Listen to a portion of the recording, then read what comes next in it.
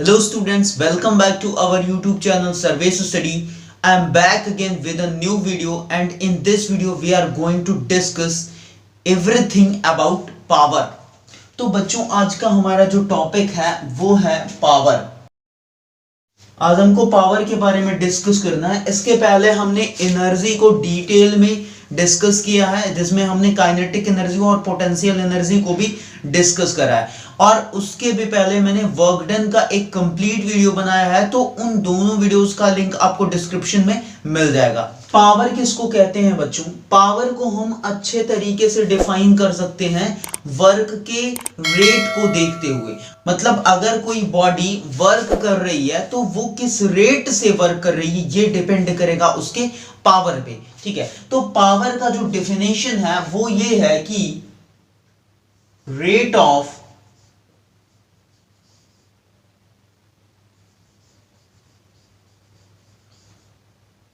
Doing work. ठीक है, work करने का जो रेट है ना बच्चों, कार्य करने का जो रेट है वो क्या है? वही पावर है। मतलब पावर ही डिसाइड करता है कि जो वर्क होगा ना वो किस रेट से होगा। रेट का मतलब यह है कि फास्टली वर्क हो गया या फिर स्लोली वर्क होगा। जैसे कि मान लो कि दो बॉडीज हैं, एक यंग मैन है कोई और दूसरा कौन है? एक छोटा सा चाइल्ड है। तो दोनों एक ही काम कर रहे हैं, बट अगर देखा जाएगा तो छोटे बच्चे को वही सेम वर्क करने में ज्यादा टाइम लगेगा in comparison to young man. Young man को कम टाइम लगेगा। ठीक है, तो वहां पे ये किस पे डिपेंड कर रहा है? उन दोनों की पावर पे।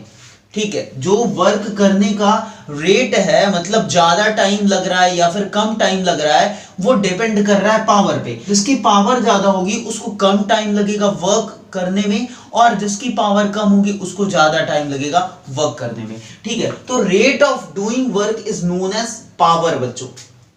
इसके अलावा एक और डेफिनेशन लिख सकते हो आप कि work done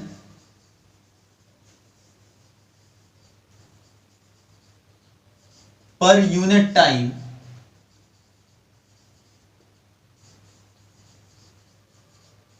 is called as power. ठीक है, work done per unit time को भी हम क्या कहते हैं? पावर कहते हैं। बच्चों यहां से पावर का जो फॉर्मूला निकल के आता है वो आता है P is equal to work upon में टाइम।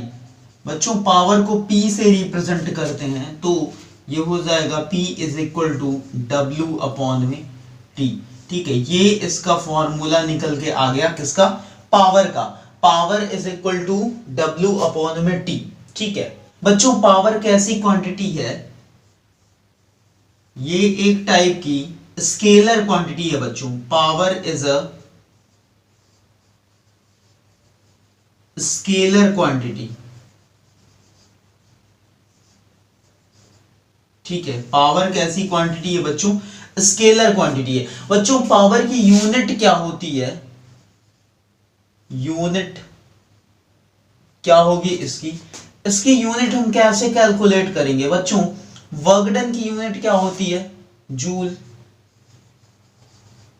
और टाइम की यूनिट सेकंड होती है। तो जूल पर सेकंड जो यूनिट होगी वही क्या हो जाएगी? पावर की यूनिट हो जाएगी। और बच्चों इसी को क्या बोलते हैं? इसी को बोलते हैं वॉट।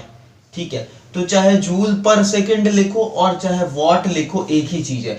तो पावर की जो यूनिट होगी वो वॉट होगी या फिर जूल पर सेकंड होगी। ठीक है बच्चों, पावर की बड़ी यूनिट्स भी होती हैं जैसे कि किलोवाट,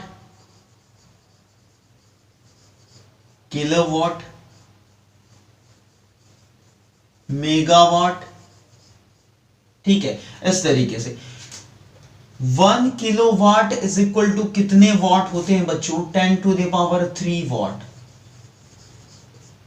और 1 मेगावाट इज इक्वल टू कितने वॉट होते हैं बच्चों? 10 टू द पावर 6 वॉट। बच्चों वॉट को W से रिप्रेजेंट किया जाता है। ठीक है, और इसकी सबसे बड़ी यूनिट कौन सी होती है? Horse power.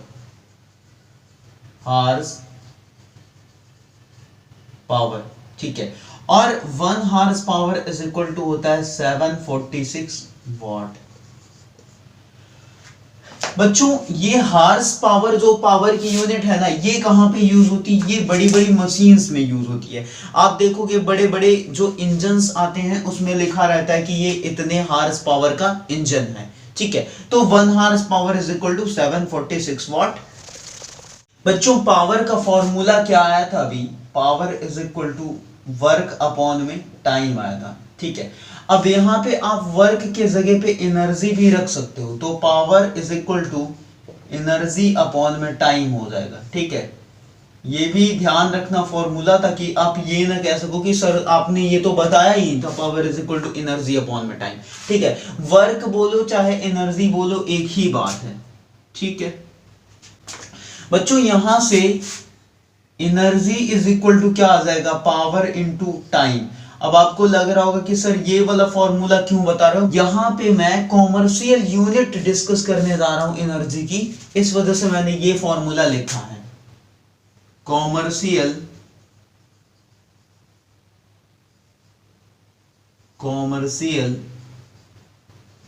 Unit of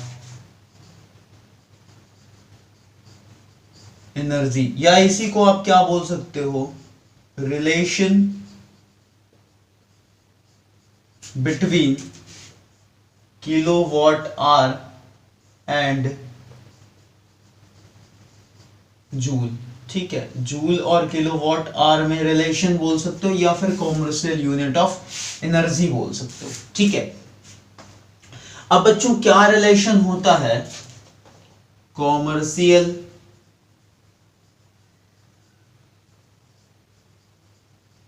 unit of energy is equal to क्या हो जाएगा बच्चों? अब देखो एनर्जी की यूनिट क्या हो जाएगी? यहां पे पावर की यूनिट और टाइम की यूनिट। तो पावर की यूनिट मैं क्या रख दे रहा हूं यहां पे? किलो वॉट रख दे रहा, और टाइम की यूनिट क्या रखूंगा? आर रखूंगा, क्योंकि यहां पे किलो वॉट ले रखा मैंने। तो 1 किलो वॉट को अगर वॉट में कन्वर्ट करेंगे तो कितना हो जाएगा बच्चों? 1000 वॉट हो जाएगा। और इसको अगर सेकंड में कन्वर्ट करेंगे तो क्या हो जाएगा बच्चों? 3600 सेकंड हो जाएंगे, ठीक है। फाइनली ये कितना आ जाएगा? 3.6 into 10 to the power 6 watt into second हो जाएगा, ठीक है। अच्छा बच्चों एनर्जी की यूनिट क्या होती है? जूल होती है, और पावर की यूनिट होती है वॉट, और टाइम की यूनिट होती है सेकंड, ठीक है। तो watt into second is equal to मैं क्या लिख सकता हूं? जूल। तो वॉट इंटू सेकेंड के जगह पे मैं यहां पे लिख दे रहा हूं 3.6 into 10 to the power 6 joule, ठीक है। और ये मैं क्या लेके चला था? किलो वॉट आवर लेके चला था, तो ये हो जाएगा किलो वॉट आवर, ठीक है। मतलब कि 1 kilowatt hour is equal to 3.6 into 10 to the power 6 joule होगा। इसी को आप इस तरीके से लिख सकते हो 1 kWh is equal to 3.6 into 10 to the power 6 joule, ठीक है। ये है क्या? कॉमर्शियल यूनिट ऑफ एनर्जी, और you can say that relation between kilowatt hour and joule. एक क्वेश्चन दे रखा है बच्चों, a body does 1200 joule of work in 2 minutes. Find